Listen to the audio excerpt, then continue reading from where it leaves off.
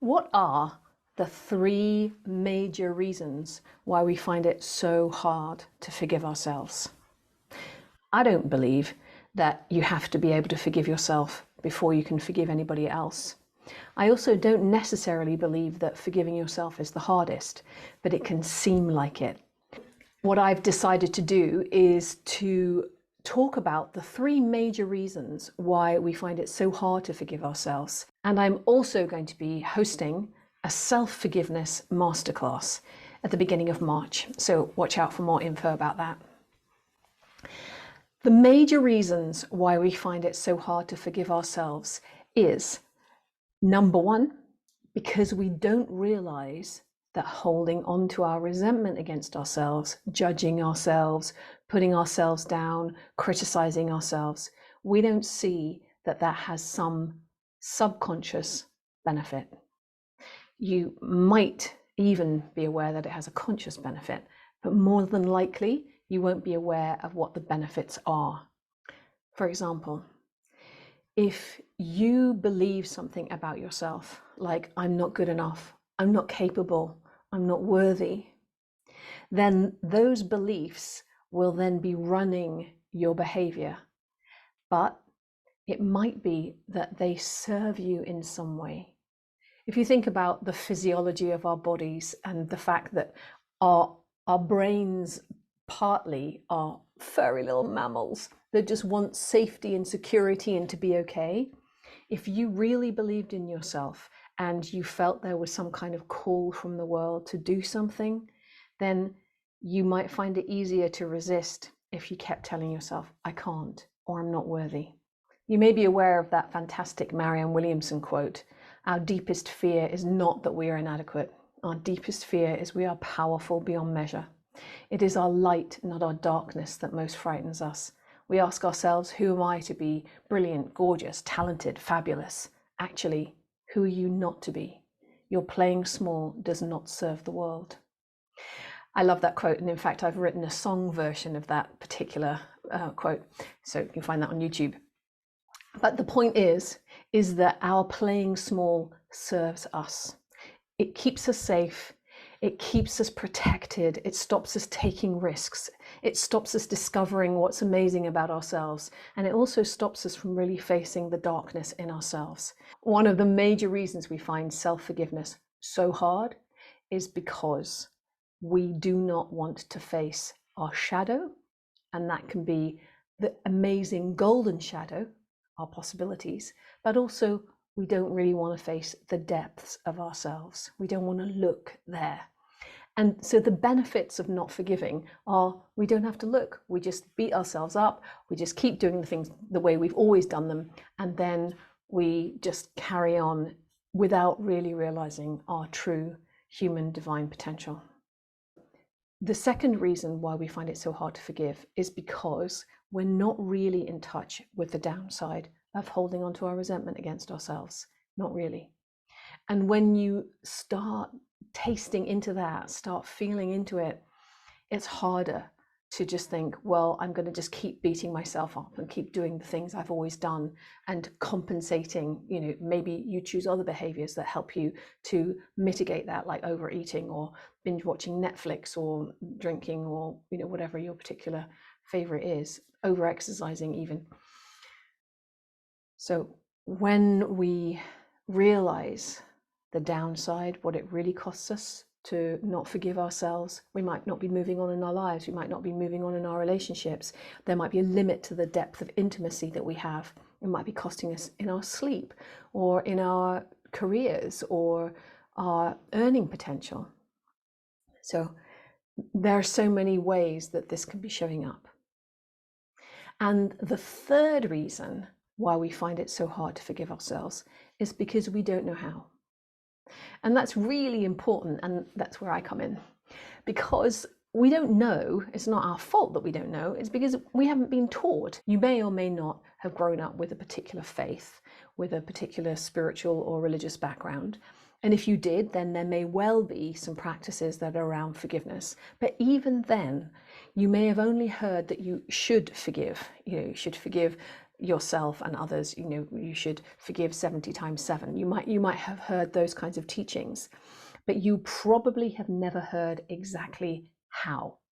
In some traditions, they have a bit more of a how you do it, but in my opinion, there is not a lot of teaching out there about exactly how, not precisely how to forgive. And there's so much talk about mental health at the moment. And to me, this is an error, because it's not really just mental health. It's mental and emotional health. We don't sometimes include that emotional word. We don't say the word emotions. And we even say, I'm feeling emotional, which means what? There are so many emotions. That's very unspecific language when to say I feel emotional. What kind? Sad, angry, joyful, ecstatic, rageful? We need to get better about our expression, about our understanding of our emotional life, the life of the heart, the work of the heart, and that's what I specialize in. And I recently heard that one of the key indicators for depression is not having the vocabulary to really express exactly what's going on for you. And we get very woolly. We talk about our thoughts, we talk about our feelings, and then we mash them up and we say, I feel betrayed. That's a thought, that's a belief, it's not a feeling. When you believe you've been betrayed, the feelings are things like rage, anger, hurt, bewilderment. They're feelings in the body. And betrayed is a way of summing up what you think has happened. Really important. I'm digressing slightly.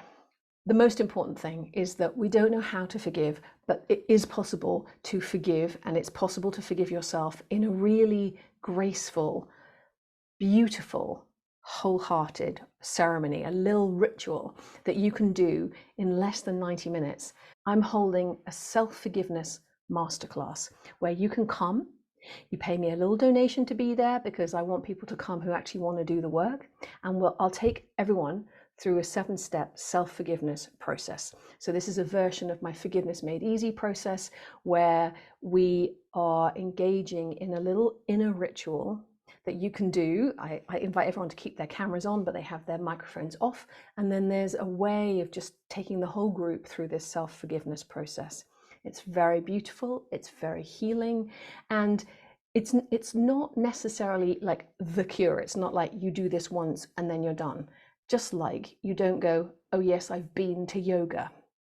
You may have been that day or that week or that month, but yoga is a practice, just like meditation, just like all the other practices that we have.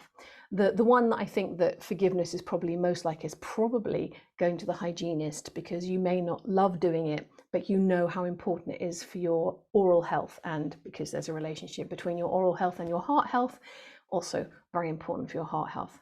Forgiveness to me is the ultimate in heart health, in the well-being of your heart. And your heart is how you interact with life. If your heart is shut down, it's kind of like contracted, like a little squished up prune, then you're probably not going to have a very joyful life. If it's like a soft, kind of plump peach, it's like, even though it means that you're going to feel the impact of life, of course you are. Life is complex.